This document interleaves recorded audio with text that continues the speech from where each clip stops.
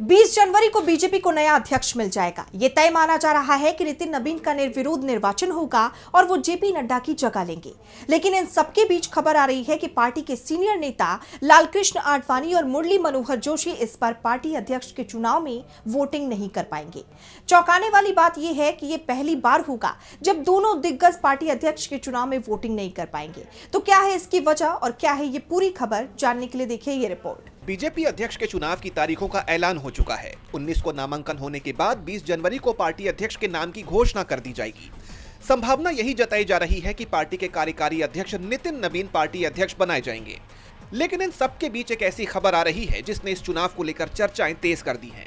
दरअसल इस बार के चुनाव में पार्टी के सीनियर नेता लालकृष्ण आडवाणी और मुरली मनोहर जोशी वोट नहीं डाल पाएंगे।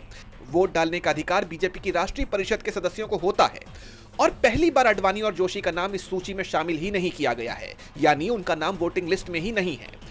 अब इस बात को लेकर तमाम तरह की चर्चाएं शुरू हो गई हैं। चर्चा यह भी है कि कहीं ये कोई आपसी मतभेद या सीनियरों को दरकिनार करने का मामला तो नहीं, लेकिन इसके पीछे की असल वजह कुछ और है।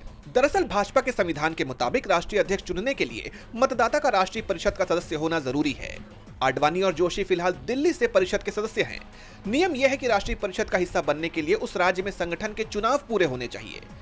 दिल्ली बीजेपी में अभी मंडल और जिला स्तर के चुनाव पेंडिंग हैं और जब तक राज्य में चुनाव नहीं होंगे वहां के परिषद सदस्यों का नाम फाइनल नहीं हो सकता। इसी वजह से दोनों नेताओं का नाम इस बार वोटिंग लिस्ट में शामिल नहीं हो सका। यही वजह है कि पार्टी के सीनियर नेता होने के बावजूद दोनों नेता इस चुनाव में वोट नहीं डाल पाएंगे।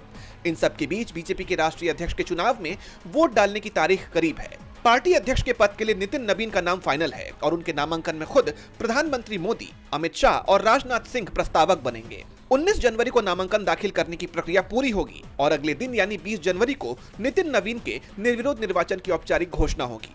अब देखना होगा कि पार्टी को नया अध्यक्ष मिलने पर बीजेपी किस तरफ जाती है और पार्टी का भविष्य क्या होता है। डीबी लाइव की रिपोर्ट।